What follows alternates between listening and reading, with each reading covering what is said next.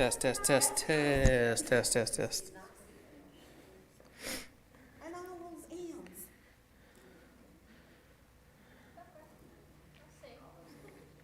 And all those J's. LJ Bradley. Switched it up. Yeah. That's okay. Well, actually, he is a lost Oh, you bit. are not me. You're just. Because our last name is Pittman, so Brad is. Cool. Okay. Almost. And I wouldn't settle for just Brad because, Duke's gonna use name Brad. All right, good evening. I'm a little bit late getting going here, so I apologize, but we'll open with prayer. Father, we come before you tonight. We give you thanks. We thank you for the great weather today. We thank you for the place that you've given us to meet. We thank you for the people who come and want to serve you and learn more about you.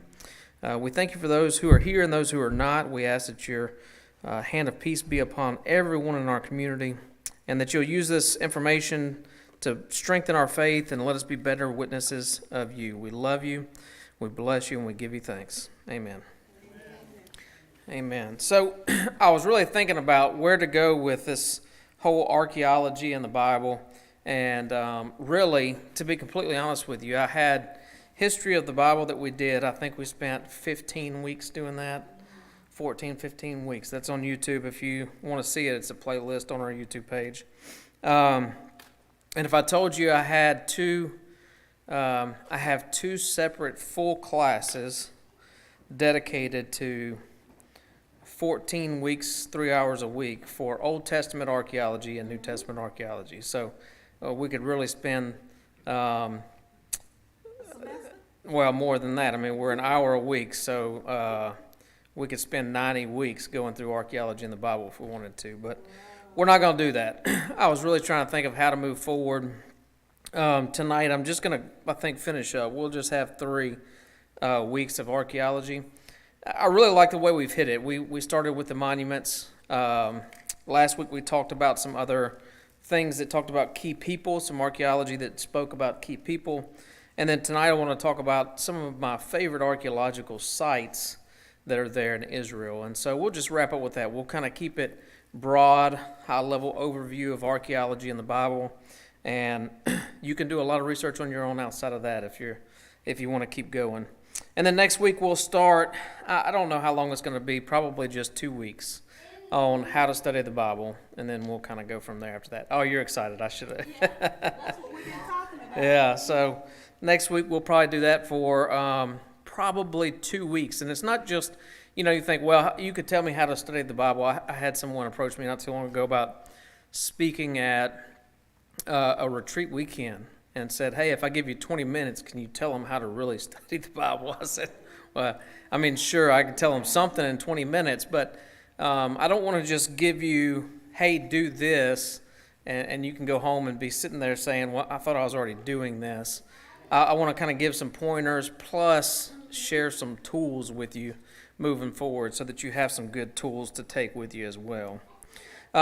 So tonight what I'll do is we'll go through, I've got 5 kind of overview topics of archaeology that I'd like to discuss. And it really took me some time even to dwindle down. If I just had 5 to talk about, and I hope I can squeeze them all in tonight, what 5 would I choose? I mean, I lead tours in Israel and I speak about archaeology in the Bible almost every day of 14 weeks in Israel.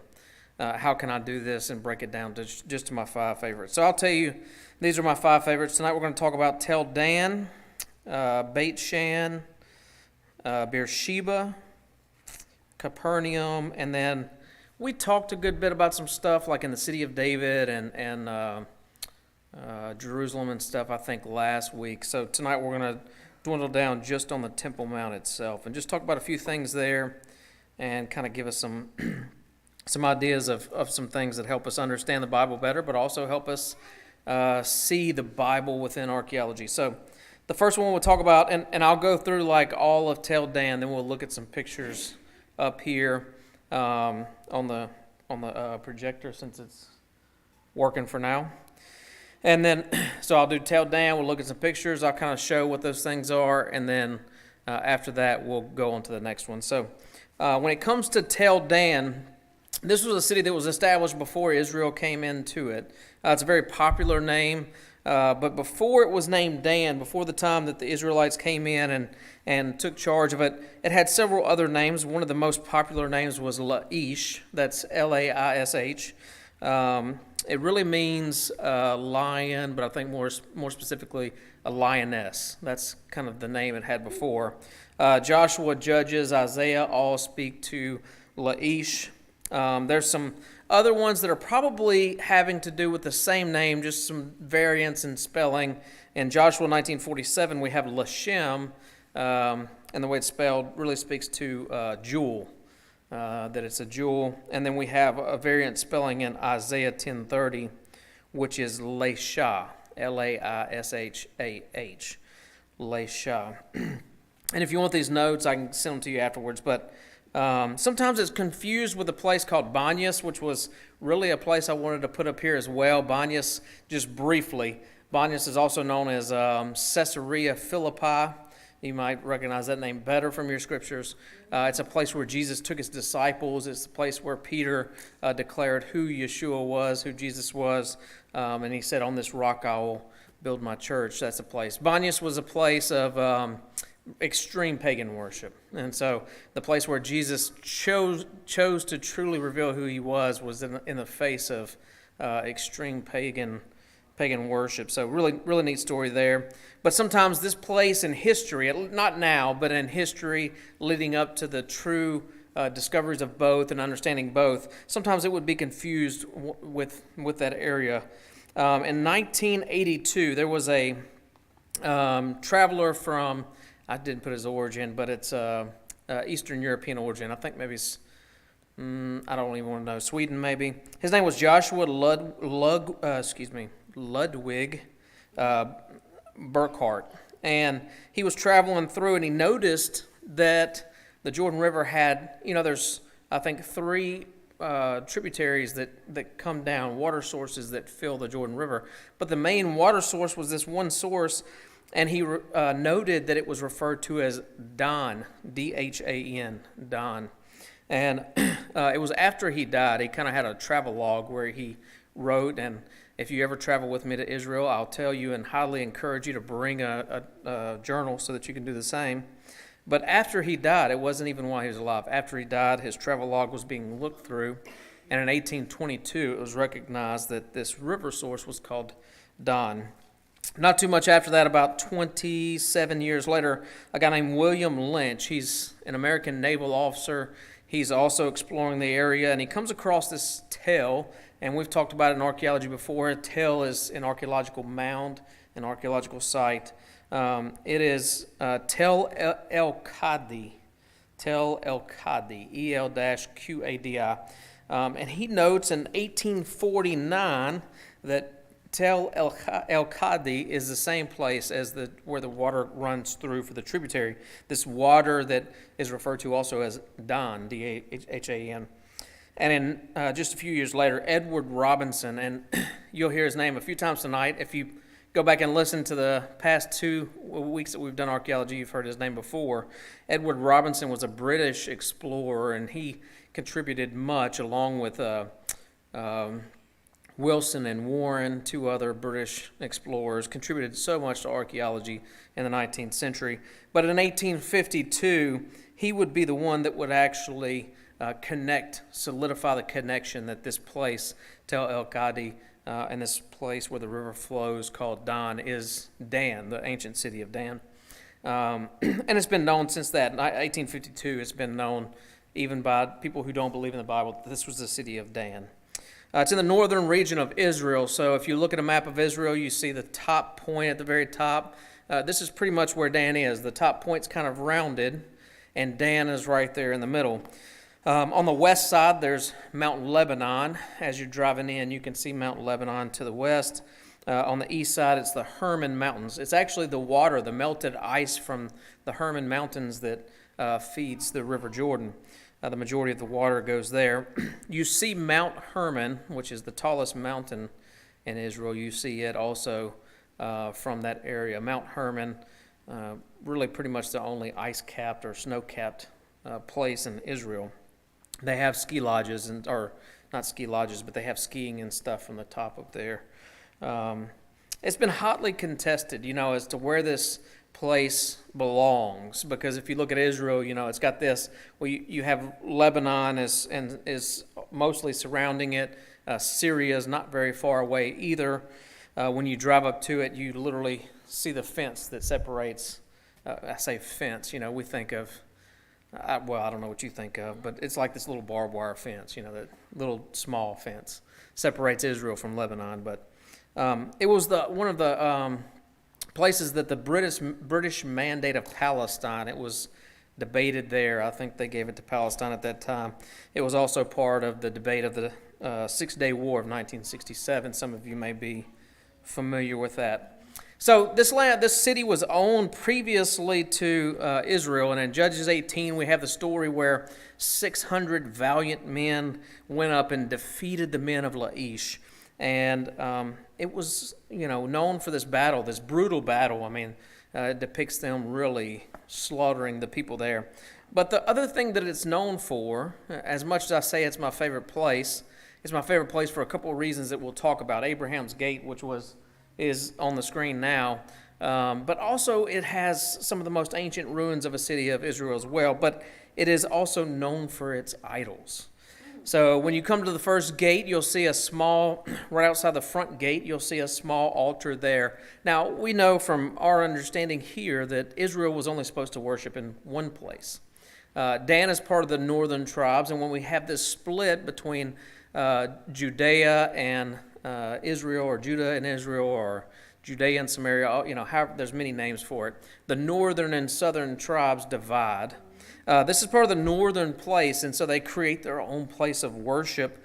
And so we have two places for idols, or two places for altars here, at the bottom and at the top. So at the bottom, right outside the front gate, is this small little altar that's been reconstructed there. And at the top, you can see a reconstruction. We'll look at it in a minute is he changed it? Not yet. We'll look at them in a minute.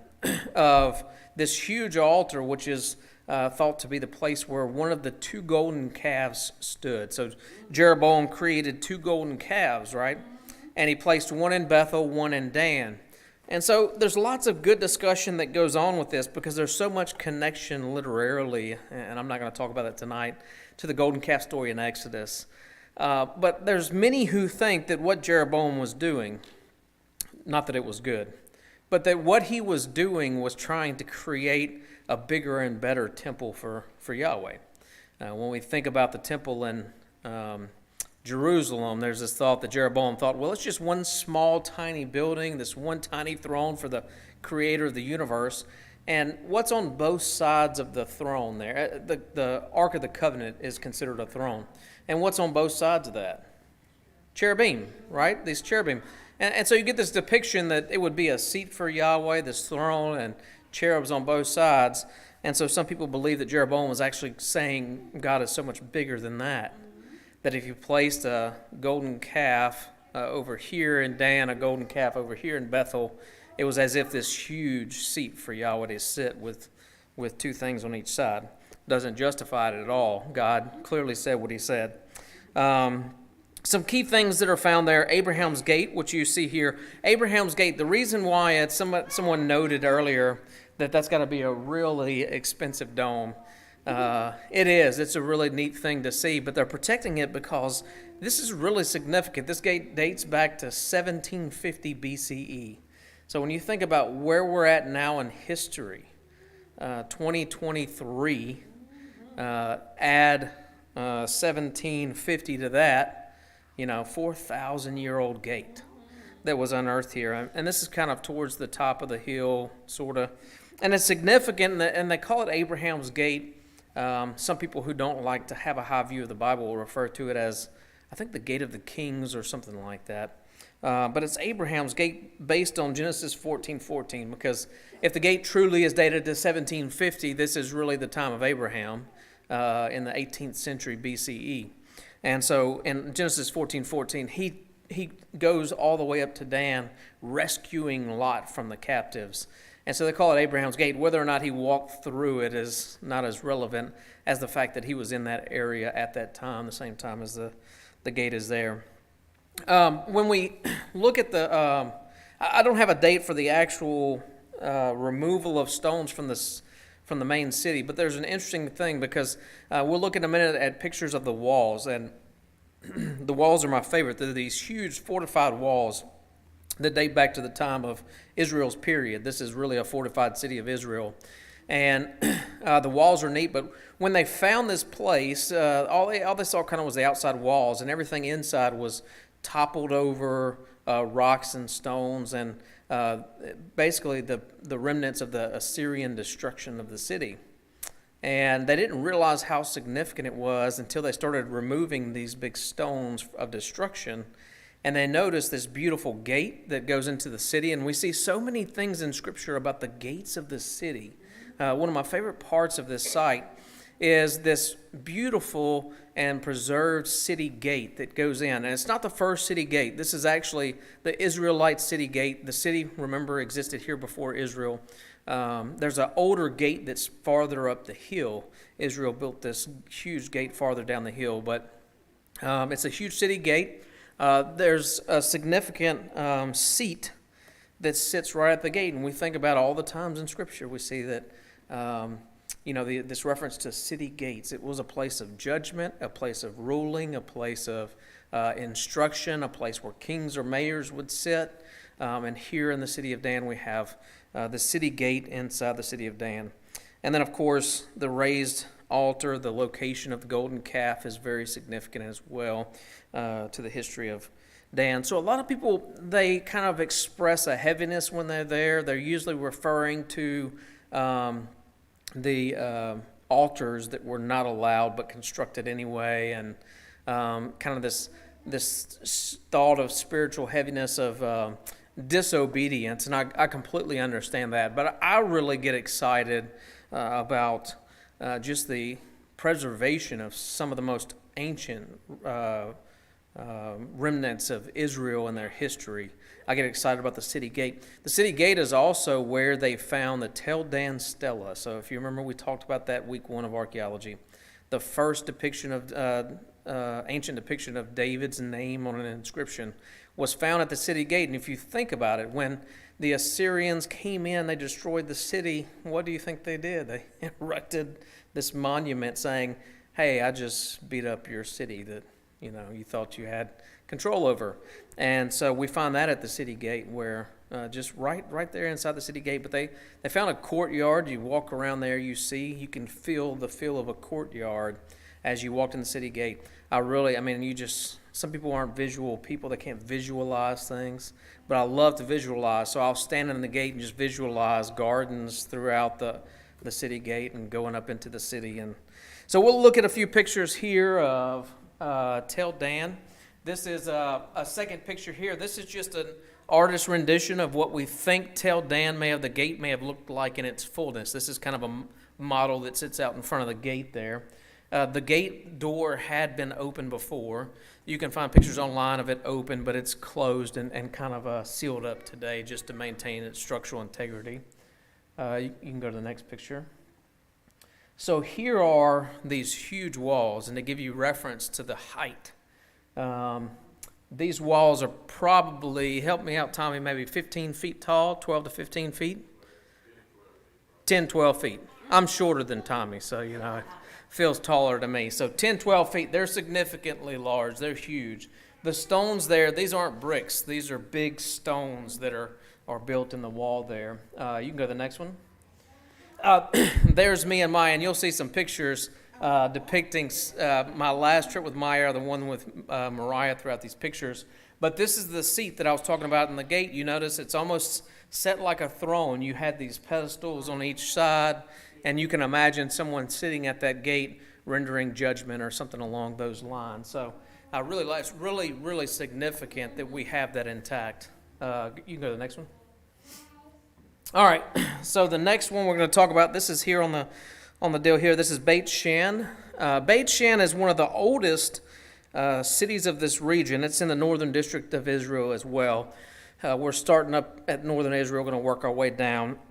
It's right at the junction of the Jordan River Valley and the Jezreel Valley that runs kind of west towards east. Very significant for that reason in the valleys. It was right there in the meeting point.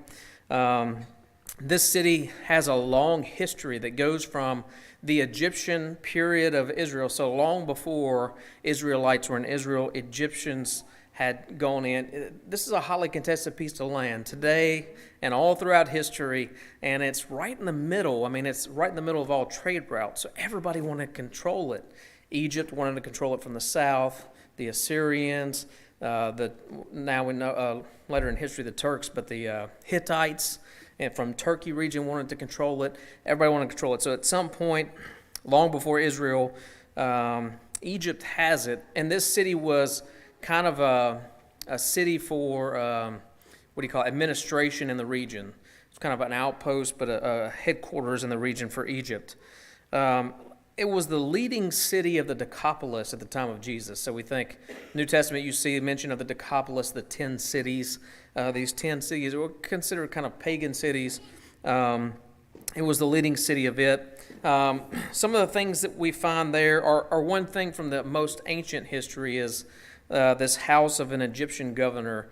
I've actually never seen it in person. It's a really large city, so the place we focus on is where the mountain is and where the later Byzantine city is. But this is the place significant in Scripture for the Battle of Gilboa, and you'll find that kind of 1 Samuel 31 or 1 Chronicles 10. This is the place where King Saul and his sons, Jonathan, Abinadab, and Malchishua, his three sons, are killed at this battle at Mount Gilboa. The Philistines kill them, and then they actually bring them. You can see Mount Gilboa. It's I can't remember how far, maybe 7 miles distance from here. But when you're standing in the city, you can look across the valley and you see Mount Gilboa. So they were slaughtered at a place at the Battle of Mount Gilboa. The Philistines brought them here to Beit Shin and hung them on the city gates there. When you're looking, and we'll look here in a minute at the kind of the layout or a picture, and you'll see a huge mountain. This is the tell, the archaeological tell. So what the city that you see that remains there, we'll talk about it in a minute, is much later. The tell is where the older city was, and that would have been where they hung the bodies of Saul and his sons on the gates. I have a quote here from 1 Samuel 31 that says, "The victorious Philistines hung the body of King Saul on the walls of Beit Shan," right there in your scripture. So really cool to see this period, these sites in person. During the Hellenistic period, this is the period kind of like the Hasmoneans and all that kind of period back several centuries before Jesus. It was referred as Scythopolis, Scythopolis. In the Roman period, when Pompey came in 63 and took over all of Israel, he's going to make it part of the Roman Empire. That's what we find in the first century. He's going to rebuild Beit Shan and make it kind of a thriving city. This is home of the best preserved Roman theater in Samaria. Really, really awesome theater that's there. It's home of a hippodrome. It's home of a cardo. Cardo is, they laid out city streets as somewhat of a compass. They would only run city streets a certain way, and so they have that there. Home of this fantastic bathhouse. And then you have this beautiful dark basalt. It's kind of neat how, we have a biblical history with Beit Shan, with King Saul being hung on the city walls. And then the black, you'll see the black basalt that's used to build the city was actually brought from Mount Gilboa itself, the same place, and brought there to build this later city. When you go up to the tail, and I took pictures, but I didn't have them here. I thought I had them available here with me. This past time I took pictures was the only time I'd gone up on top of the tail, the big mound, and took pictures, and they have depictions of different periods. So when you think of a tale, this city, and we've talked about this before, but if you haven't listened to the past two, you'll have these tales that are mounds, and we know you can pick them out, especially in the ancient Near East. These mounds because they didn't have bulldozers. If they're going to tear this building down, they can't just wipe it clean as easily as we can. So they would just pour dirt on top of the destroyed buildings or cities and just build up.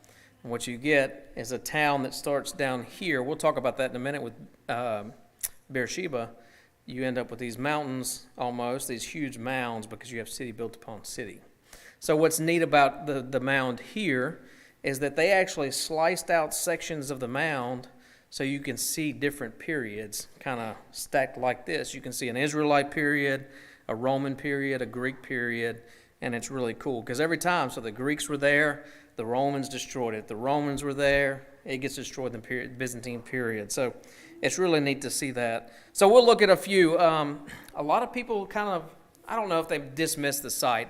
It's a really cool site, but you don't think of it as much of a biblical site because of everything you see is kind of post-biblical. The city you see is all from like 4th century and into the Byzantine period, but the mound is what makes it biblical. And that's why most biblical stops, our trips stop here. The city is actually very huge. There's plenty of other things to see, but this is kind of where they all start. This is just the cover for the entrance to the park. You can go to the next slide. I don't know how well you're going to be able to see this. This is a depiction of the entire city.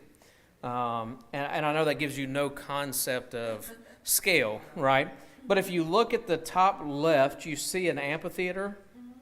So you're going to see a picture of that amphitheater in a minute. And just think of standing in that amphitheater and the very small portion of the city you're going to see from there. And then think of how much is around that. It kind of gives you a picture of how large it is. When you come to this site, you actually pass through a lot of these other sites of the city.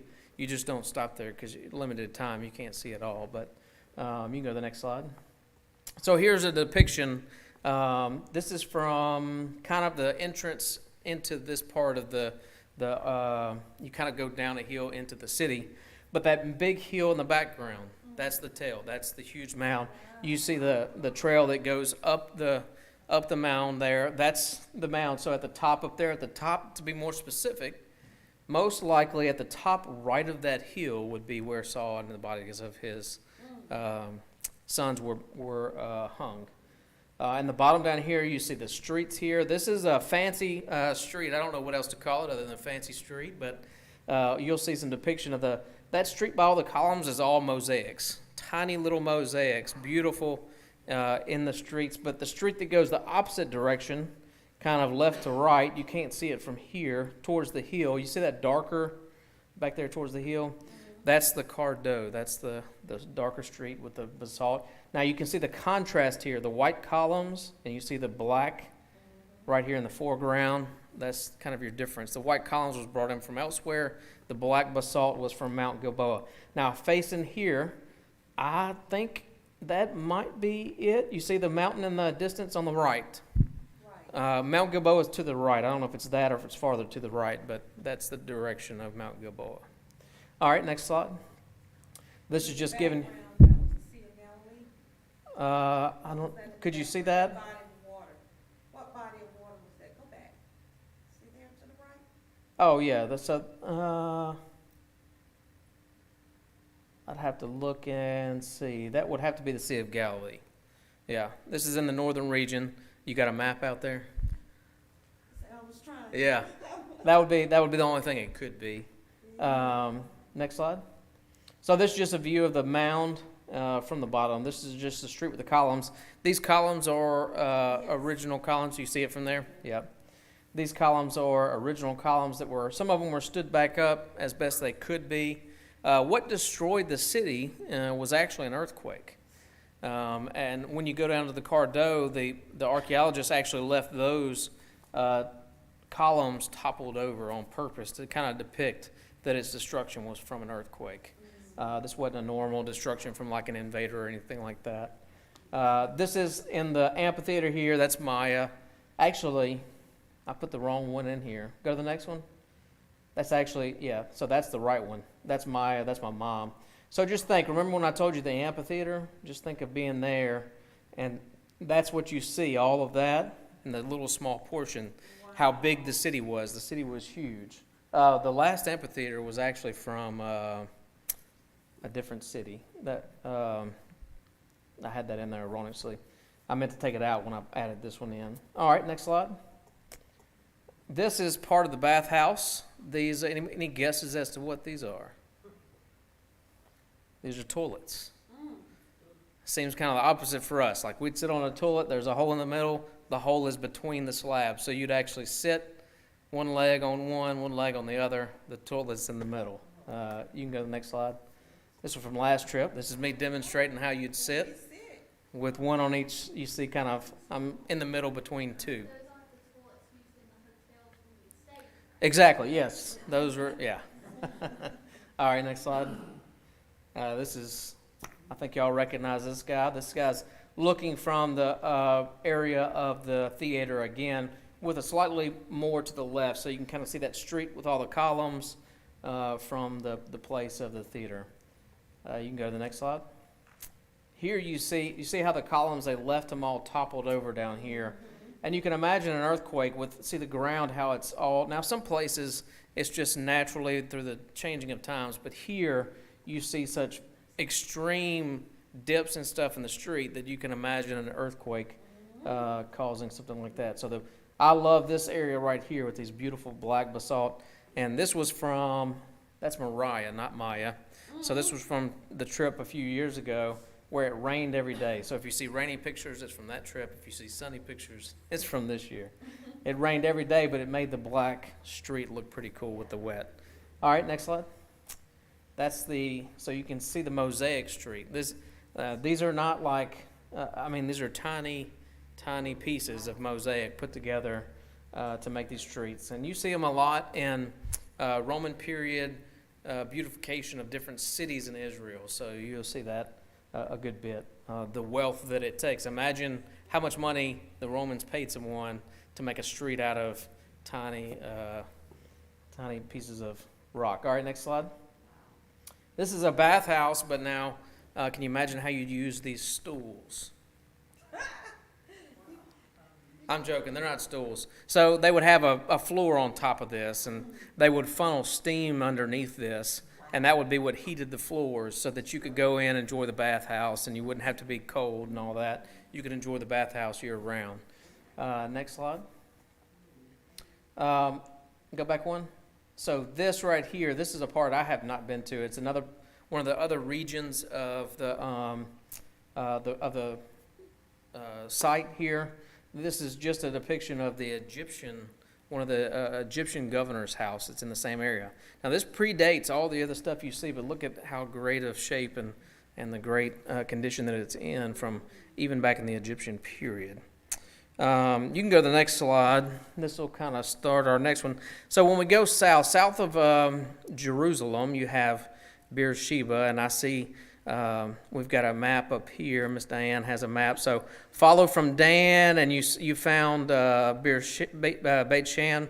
Go over to the Jordan River, Sea of Galilee, and just keep going south. We would travel one of the most beautiful rises going south from the Sea of Galilee down to the Dead Sea. And when you get to the Dead Sea, go to the bottom tip of the Dead Sea, and then almost straight west, left on your map, you'll go over there. South of Jerusalem will be a place called Beersheba. Yes. There you go. That's where we're at here. So Beersheba's in the southern district of Israel, and its name, is kind of contested or just talked about. It can mean Well of Oaths, or it can mean Seven Wells.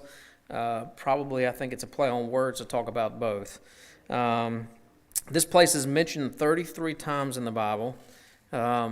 It's mostly mentioned, and most people think of from Dan to Beersheba.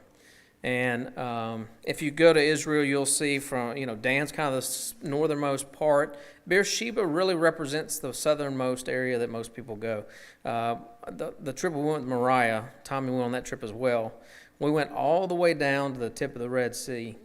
And it really I hate to say it wasn't worth it. It's a lot of drive time. It's an extra day and an extra full day at least for not much to see. You're just driving through the Negev, the southern region. And actually, when you look into Israelites' history, that portion of Israel was greatly unused. They just didn't use it. It's all desert land. And so when you see the biblical depiction of from Dan to Beersheba, that's mentioned in a way to represent all of Israel, yet we know that there's so much land south of Beersheba. There's just not so much usable land. Interesting thing I kind of learned on this last trip, when it comes to letting the land rest. You think about the Shemitah year, and the rabbis in Israel, to get around having to let all the land rest from making food, they said, well, the biblical depiction is from Dan to Beersheba, so we can grow land south of that. That's outside of God's instructions for. So anyway, they've turned a desert into cultivated croplands so that they can harvest food during the Shemitah in the southern part of Israel. Kind of I don't know if that's what was intended, but Abraham dwelt here. So if you want to write down Genesis 21, that's a reference for Abraham's time here. There's also a place where God spoke to Jacob later on in Genesis 26 and Genesis 43. Very significant place for wells. There's a place where Abraham dug a well. It was seized by Abimelech's men. It was also later on a place where Isaac came back, and it says he redug the wells of Abraham. So right outside, we'll talk about it in a minute, right outside of the location, there's this well that's been reconstructed there. It was excavated from 1969 to 1976 by Tel Aviv University. Most of what they focused on was really just uncovering the Israelite portion of the city. The city that's there today, that's on top of the archaeological site, dates back to the time of David. So we think of Abraham going way back farther than that, but this goes back to the time of David. They actually tried to dig down further and see if they could find other parts of the city that predated. Think of how cities are built on cities. And they actually dug all the way down to the bedrock. And we think today it's even harder for us to go below bedrock, much less an ancient city. So that's kind of how they'll do. They'll dig down to bedrock, and then they'll know everything above that is all that was there. They did find some portions of older cities, but it's very hard to dig underneath trying to maintain what's above. What's unique is that they found this huge cistern system underneath where they would keep water. When we think about water in the desert, this is kind of on the edge of the desert, south of Jerusalem. It's going towards the Negev. Wells are very important. They actually, later in Israelites' history, came up with a drainage system. We'll look at it on a picture, where they would actually catch rainwater off the roofs of houses, and they diverted all the water through the city street. They almost kind of they constructed the city street to make all the water run through the city in one direction and end up in the cisterns. And so they have these huge cisterns underwater. So during the rainy season, it would store up enough water to maintain throughout the year. One unique thing that was discovered there is an altar. Not just an altar, but a horned altar. And you notice in Scripture all the time we see depictions of the altar with the horns. Now, I don't know if you're like me. I used to think you see those cars that have like long horns on the front? I used to think like the altar had a set of long horns or something. No, you'll see a depiction of what it means by horned altar in a minute. But they found this horned altar, and it was unique because it was the first one unearthed in Israel in all of the archaeological digs. It had been repurposed into a wall, so they took the stones of this altar. Something else significant about it before I forget, the altar is actually, when we think about when Yahweh says to build an altar, he says don't chisel it, don't cut it. You see this one's very much chiseled and cut and formed. So it was an altar that was against that. It was an altar that was outside of Jerusalem. But it is a four-horned altar. But it was dismantled and made into a wall, and then the wall was destroyed. That's how they found it. And they put it back together. So if you go there in the site, we'll see a picture. They have a duplicate of it. The actual altar is in a museum, but they have a duplicate there. Now the question is, what's the dating of this? They've kind of debated this over time.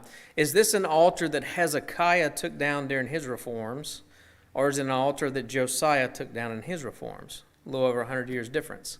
Is it an altar that was destroyed by the Assyrians? Well, remember the altar was taken down, made a wall, destroyed. Did the Assyrians destroy the wall, or did the Babylonians destroy the wall? That's the question. Most people kind of side with the idea that Hezekiah, that it's older, that Hezekiah had them take down the altar and that it was repurposed and destroyed by the Assyrians. I have 2 Kings 18:22. This is a place where it refers to Hezekiah. We rely on the Lord our God.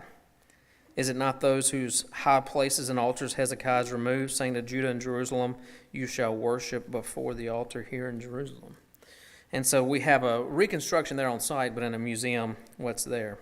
The gate and the wall, they have a gate right outside that's a duplicate. I think I put a picture of it, like a full-size duplicate of the gate. When we think about gates, they're very significant, and they had these roomed gates. So you had a gate, and then soldiers would sit in these rooms in case someone was coming to attack. They're right there. You try to go through the gate, and you've got a dozen soldiers on each side, stopping you. So it's very significant for that. It's from scholars, they estimate about 350 people lived here during the time of David. So small in today's numbers, pretty big, pretty sizable community in that time. So we'll look at a few pictures here. This is looking down from the top of the mound, looking down at all the archaeological buildings that are there. I can visualize that. Some people can't. There's a street that goes right there through the middle. You see kind of a street through the city. You can go to the next slide. This is a picture of the Fourhorned Altar. So this is kind of an idea. It gives you an idea what horns meant on the four corners. So that's a four-cornered altar. Now, when we look at depictions of the altar in Jerusalem, this is very small. This is probably, if I could remember correctly, not much bigger than this right here. It sits about this tall maybe, and it's not very big. But you think about the one in Jerusalem during the time of Herod, and it was so big you could drive an 18-wheeler on top of it. But yet it still had these four horns on the corner. When we think about Shavuot, celebration in the middle of summer, they waved the loaves before the king. And I haven't made them in a few years. Some of y'all have been around a while. Y'all may have remembered. I had a metal shop in West Monroe custom make me a loaf pan to the exact dimensions of the loaf pans they used in the temple. And I got the exact recipe. We have the recipe for the bread that was made. It tells you that in Scripture. And so I may do it again this year. I haven't done it in a while.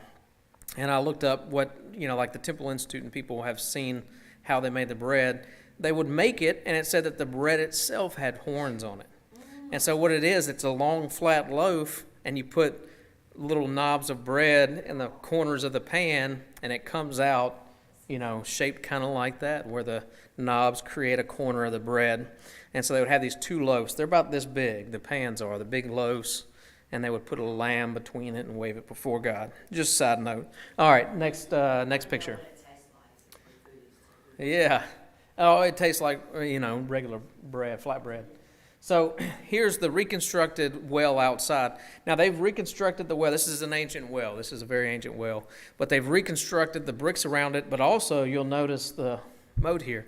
Very significant to our understanding of the Bible. We think about Rebecca, it was said that she had watered all of the camels, 10 camels, and we say, well, that's a lot of water. And if you're like me as a youngster reading this depiction in Genesis of Rebecca, I think of like an African woman with a thing in her head, but I don't know why I thought of that. And you think of her like bringing water long distances or something. No. They had these troughs. She literally just had to get the water up out of the well, dump it in the trough over and over. I've kind of had this, and I've seen pictures in children's books of Rebecca bringing water from like a pond or something and bringing it back up. All these different stories. But our perception sometimes is just painted by what we see or what we know or what we think of gathering water. What do we think of gathering water? Well, this gives you a better depiction of gathering water in Israel versus other places we may have in mind. All right, next picture. This is a depiction. So I love this picture because you can see people walking down. This is going down. This was actually not a cistern, but going down to the area of cisterns. But this was actually a place of a storehouse. They would store grain and stuff in this huge, I don't know what you call this, kind of like a cavern. You see how big it is. They would store grain there. Next picture. This is the actual gate at the top. It's been reconstructed a bit so you can kind of get a picture of it. This was all of us. It was not raining at all, but it was very windy there. It's when you go there, it's like a hill on top of a plain, so you can imagine the wind that's blowing. We were all hiding from the wind. This was this past year, hiding from the wind. And I can't even point anybody out here. But next, oh no, stay here. Go back. So you see the the street is there to the right, but you can almost see how it flows down and flows out. This was the area where the water was running off the houses and coming. What's that? What city we in now? This is Beersheba, still in Beersheba. And the water would come down and follow the street out and go into the cisterns. So really good area, really good archaeological site. Not many people go there at all. It's not a huge site, but very significant. And for me, especially for us, we love the Old Testament. A lot of tours there are focused just on Jesus, just on the New Testament, and that's not a bad thing. Yeshua's the whole focus of the Scriptures, front to back. But there's a lot more to see. So next up, we have Capernaum. Very significant city. So Capernaum is really like a Greek name for the name of the city. It was actually called Capernaum, village of Nahum. That's the Hebrew word for it. But Nahum's name actually means comfort. We don't have any indication that the village is named after the prophet Nahum. You go back farther north. I should have put this before I went to Beersheba, but farther, I see you looking on the map. Go back farther north. But village of comfort is really kind of what's understood. One of the significant, I was just looking for references to some of these places. Midrash Rabbah, which is an ancient commentary, Jewish commentary on the Scriptures. Ecclesiastes Rabbah 747 mentions Capernaum, mentions it as Capharnaum. Josephus is where we get Capernaum, Koine Greek name of it. So this city is not very old when we think about, we've talked about Tel Dan, Dan, we've talked about Beersheba, very old cities. This is actually, only goes back to about the 2nd century BCE or 2nd century before Christ. There's about 1,500 people here, though, very significant city. It's a fishing village on the Galilee, so very significant. It was abandoned in the 11th century, so it ran from the 2nd century before Christ all the way to the 11th century of the Common Era. It was abandoned right before the First Crusades. So at the end of its time, it was a Muslim city, and as the Crusaders are coming in from Europe, the whole concept was they're trying to take back the Holy Land from the Muslims. And so the Muslims fled the city is when it stopped being actually occupied. Very long occupied city. It's mentioned in all 4 Gospels. It's the hometown of Matthew, the tax collector, Simon Peter. Anybody here watching The Chosen? Yeah, so you see a lot of Capernaum and Chosen. So the last few episodes where they're at Peter's house and all that stuff, all that's going on where he sits and talks to the ruler, that's all Capernaum. Where they set up a camp outside to see Jesus, that's all Capernaum. So hometown of Matthew, Simon Peter, Andrew, James, John. Hometown of Jesus? Not hometown. But Mark 2:4 or Mark 2:1, some think that it points to the fact that Jesus called it his home during his ministry, at least. The verse says, when he returned to Capernaum after some days, it was reported that he was at home. And so it seems to point to, at least at that period, that Yeshua called Capernaum his home. It's definitely the center of his ministry. That's kind of where he goes out from there in his ministry period. We know he's from Nazareth. We know he's born in Bethlehem. But his ministry is really centered out of Capernaum. He taught in the synagogues here. It's where he stood up, read the scroll of Isaiah, sits back down, healed the man with unclean spirits, healed Simon Peter's mother-in-law. I was trying to tell a joke. Our Israeli tour guide this past time told some joke about the mother-in-law, and I couldn't remember it. I wouldn't do it justice. He healed the centurion's child, healed the paralytic man, was lowered down. All this happened here at Capernaum. The site itself was kind of discovered in 1838 by Edward Robinson. Sound familiar? Edward Robinson. Here we are again.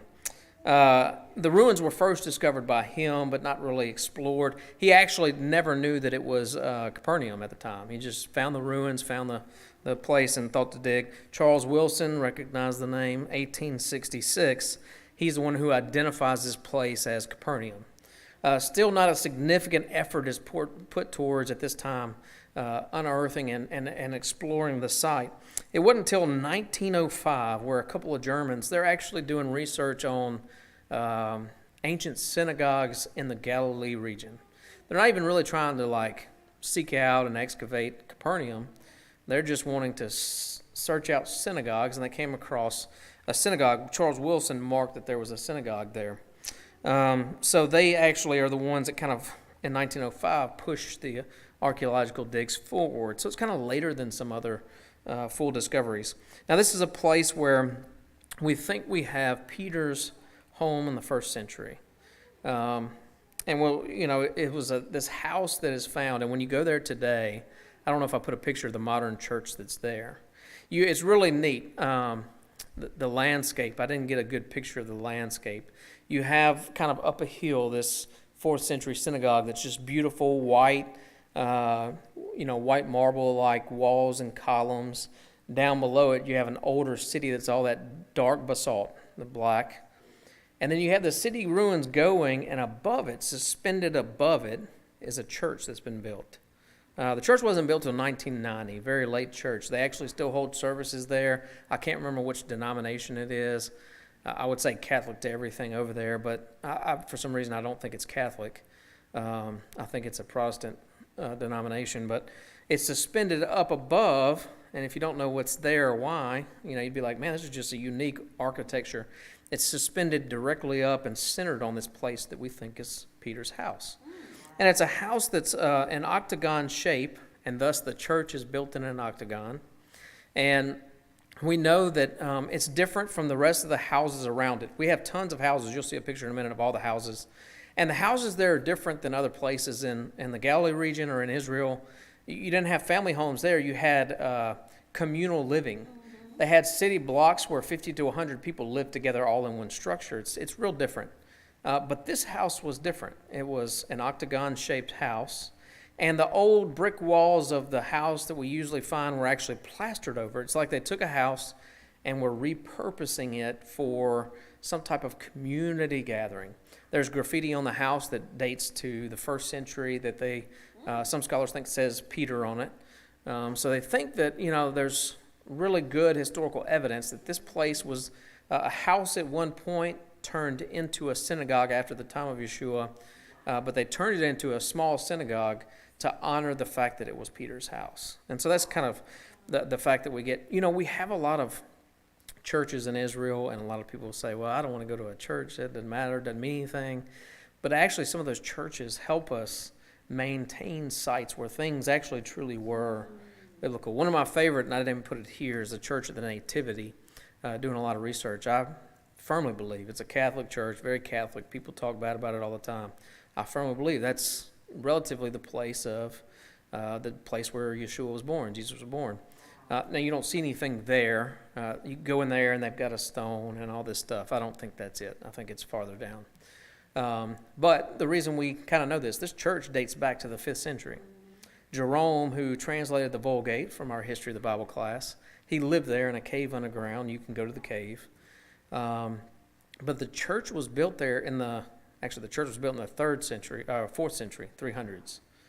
And it was built there because Hadrian, a Roman ruler who came in the 2nd century, destroyed the whole city of Bethlehem and specifically built a temple to a foreign god at the place where they were honoring the place that Yeshua was born in the 2nd century.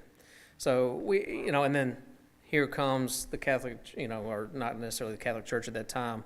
They end up building a church. They take the land back from the Romans. They destroy the foreign deity's temple and put a church there. So what Hadrian meant to do was remove all memory of the place of Yeshua. He actually helped us keep it in place. So churches like that, that's kind of a long sidetrack, and we got to wrap up here, but churches and stuff like that help us memorialize places where things were. There is a 4th century synagogue there. Charles Wilson did a lot of the work here. You'll see the white versus black basalt. And of course, I mentioned the block-style living. We'll look at a few pictures and keep going.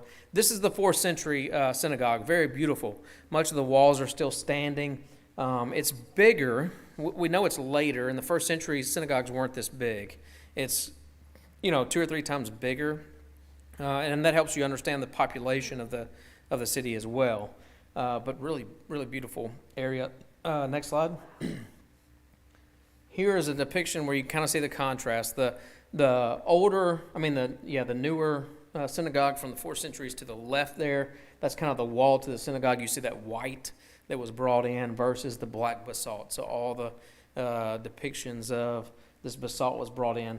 Now, I don't know, we watch like The Chosen and stuff, and we see this very tan, earthy color of buildings. I've got to do some more research. I don't know that, I know in places they would plaster over walls, but I just thought, all this black basalt makes you think maybe the houses were not as sandy colored, but more dark in some places. Next slide, please. This is a picture. Now you see the church. That's the church at the top, suspended above the dig site underneath. And that right there, the octagonal shaped walls right there, those are the walls that we believe are Peter's house. Next slide. So this is an aerial view before the church was built in 1990. I thought this was unique. I'd never seen this. Looking back through this information today, I had never seen this picture. I've only seen what I've seen there on location, which is a big church above it. But here you get this idea, and the city was much larger, but this is what we have. You have the older synagogue right there, really big, and then you see the octagonal shape. You can kind of see it better in this picture down there, and how it was kind of memorialized. Now, the block in between it, that's 4 blocks. It's basically 4 houses. If you take that big square shape and kind of just quarter it up, when you're closer, you can see the divisions. So, 150 to 400 people lived in that little block area right there and was kind of built up. All right, next slide. I think that goes to, yep. So we'll finish up here. I'll go kind of quicker, but these are the Temple Mount. The Temple Mount's hotly contested for some. When you actually, I see a lot of things on the internet. You can find all kinds of stuff on the internet. People will say, well, the Temple Mount's not the real location of the temple. And my answer to that is, well, let's just take a trip to Israel, because there's no way you can deny it when you're there. You see the stuff in place, and you see, and I'm not even mentioning any of the stuff that's on top or any of the stuff that's underneath the Temple Mount. We have excavations from Warren and Wilson and the British explorers in the 19th century that actually were able to go up underneath the Temple Mount and chart out cisterns and tunnels. And when we read depictions of the ancient Temple Mount, how the priests, they had to be so careful up there. It was holy ground. How would they move around and get things done? It was underground. They woke up, they went underground, they took a bath in an underground mikveh. They put their clothes on. It says they sat by the fire waiting for the sun to come up for them to go start their morning service. They'd come up a certain area, draw lots, and then go about their business. If something happened, they needed to go somewhere else, they would go back down, and they had these tunnels that went underneath. And they have very clear graphs and charts of these tunnels that line up exactly with what we have from the 1st century, 2nd century writings about the Temple Mount and the tunnels and all that. But I think I have them out of order, so we'll talk about them how they're in order. When Herod expanded the Temple Mount, he actually brought these big walls, and he built these huge walls all around the Temple Mount and filled them in with dirt. When we think of the Temple Mount, I mean, at least me, I think a mountain, a hill. But you get there, and it's this big square block. The square block is because of King Herod, who built these huge walls, filled them in with dirt, and kind of made it all nice and smooth and easy, right? So here you see on this picture, these are walls. That's actually there now. These are the big walls that King Herod put. Now, what you're looking at on the right side is the southern wall of the Temple Mount. On the left side would be the western wall of the Temple Mount. Now, we've all heard the western wall. The western wall is the wall they go to pray.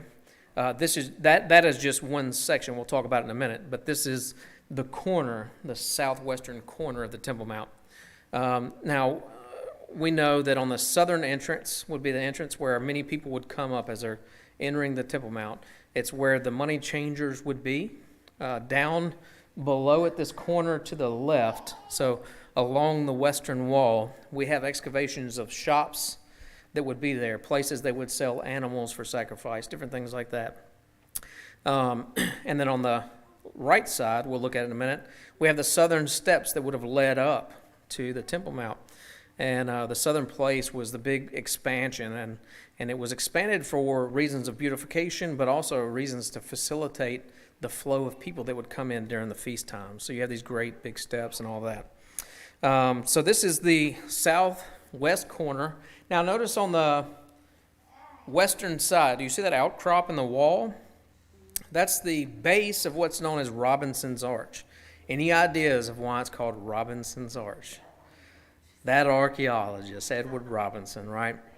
Yeah, so there wasn't a guy in the 1st century or the 2nd, 3rd century BCE called Robinson. It's named after Edward Robinson.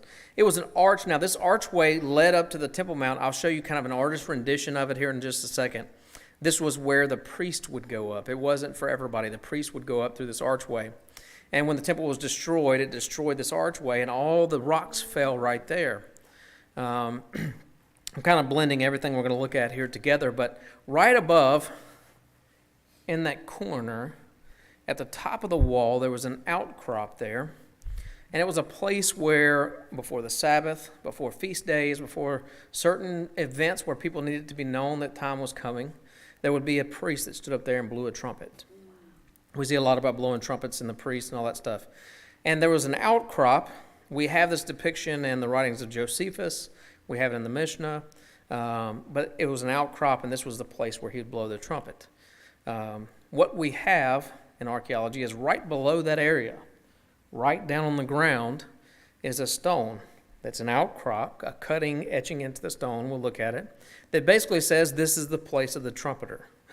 They basically had a sign written in the wall that said, if you're coming to blow the trumpet, this is where you're supposed to stand. They made it easy, right? And so when people say stuff like, this wasn't the place, the Temple Mount wasn't the real place of the temple. Too many landmarks. You'd have to say that they drug this several tons stone up from somewhere else and placed it there for no reason. You'd have to say that the arch that's well attested to in history was an arch for something else. It just doesn't make any sense.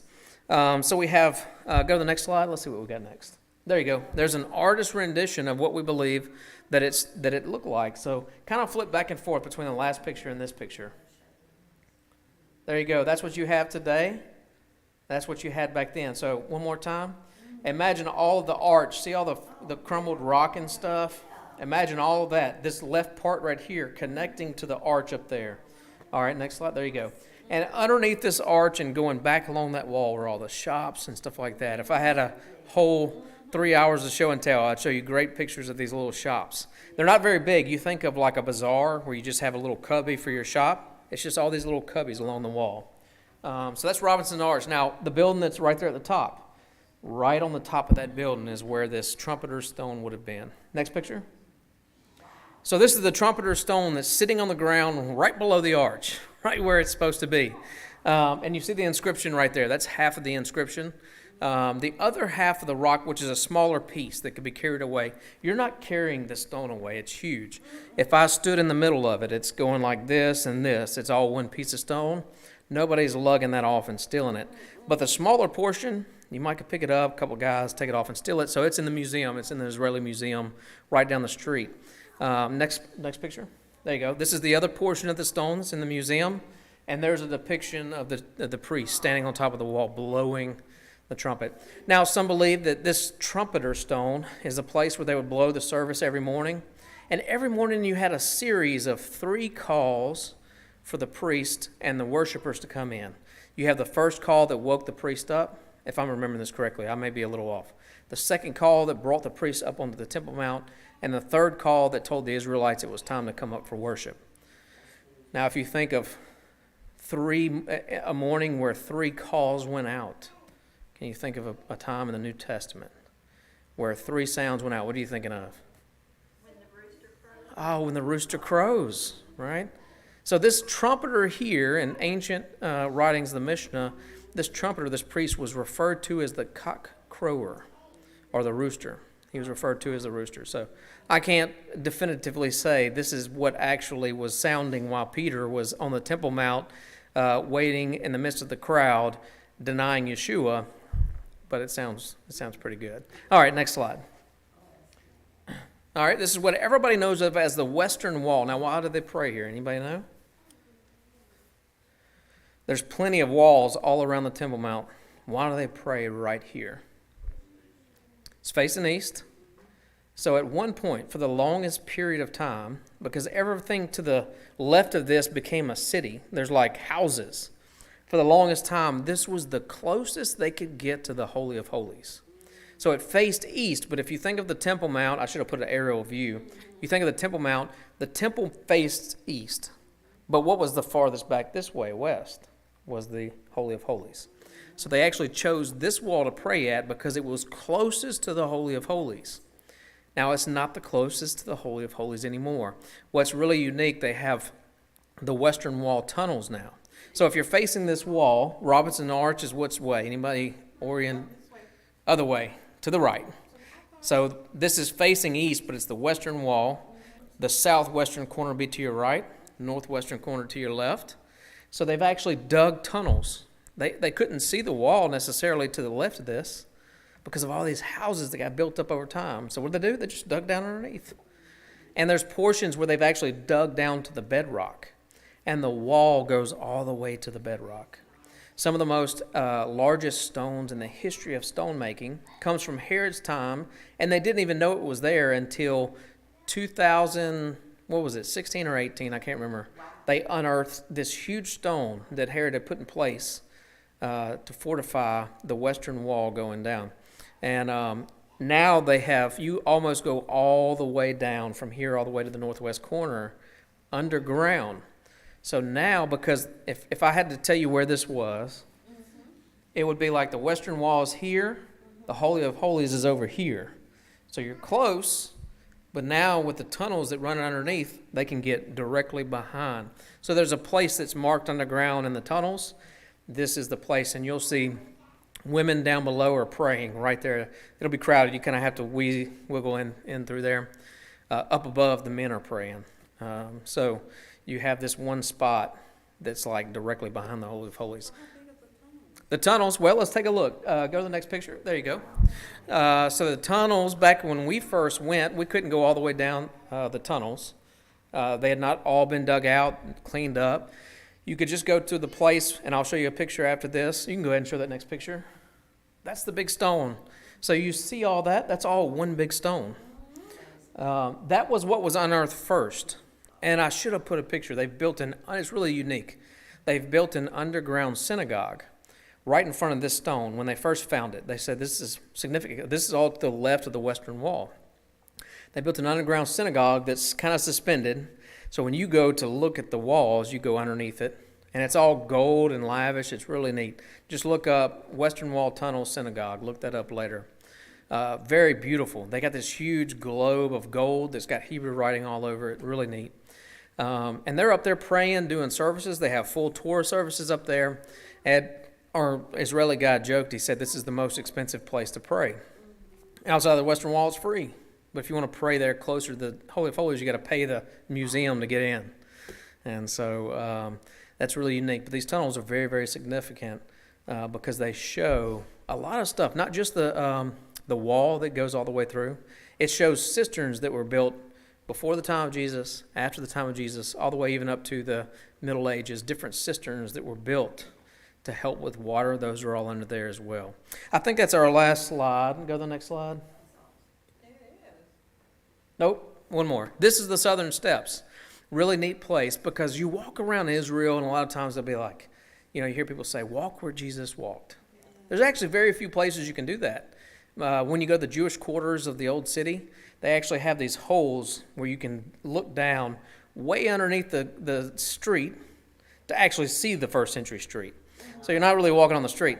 But one of the few places that you can walk and say, I'm walking where Jesus walked. He definitely walked up the Southern Steps, going up to the Temple Mount many times.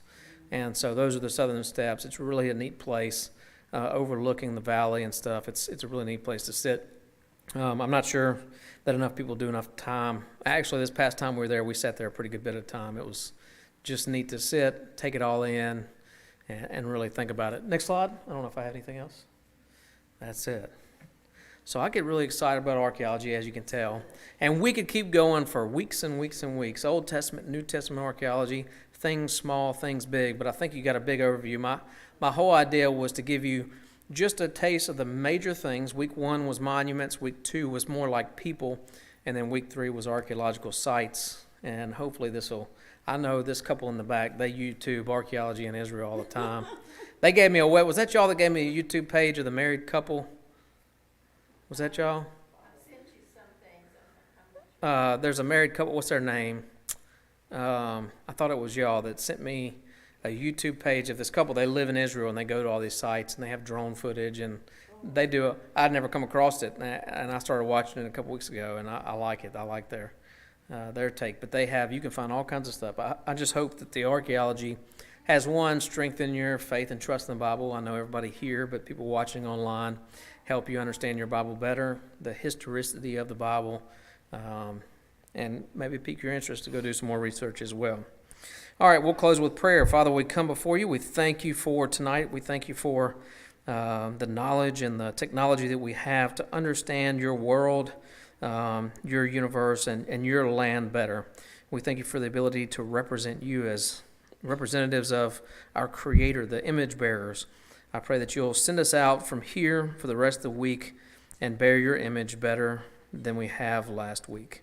Let us bear that image until we come back again on the Sabbath to acknowledge your day of rest and to worship you. We love you. We bless you and we give you thanks. Amen.